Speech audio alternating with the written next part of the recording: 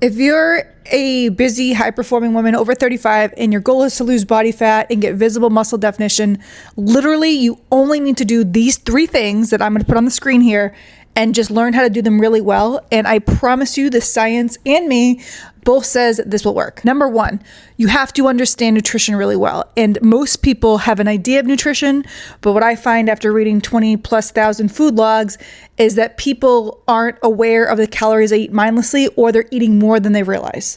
Those are the 2 patterns we see the most. So get a free app on MyFitnessPal, log diligently for 1 week straight, like everything, every single thing that you eat and consume, sauces, marinades, and get an idea of where your calories and your macronutrients are.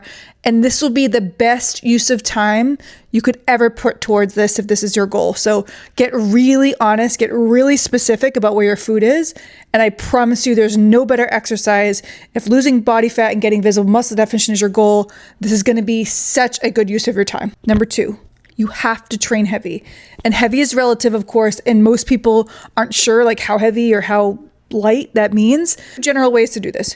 You want to work out within an 8 to 10 rep range, meaning that the number of repetitions you're doing of a certain movement are around 8 to 10.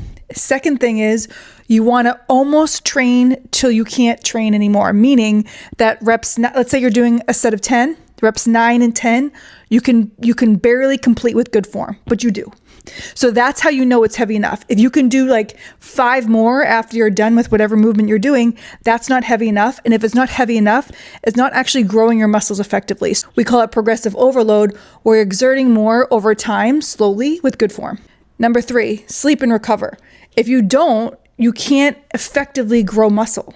So you can't skip this one, especially after 35, your performance is going to suffer. You're not going to be able to manage your nutrition. Your hormones are going to be out of balance. Sleep and recovery is part of the equation. It's not like a nice to have part of the equation.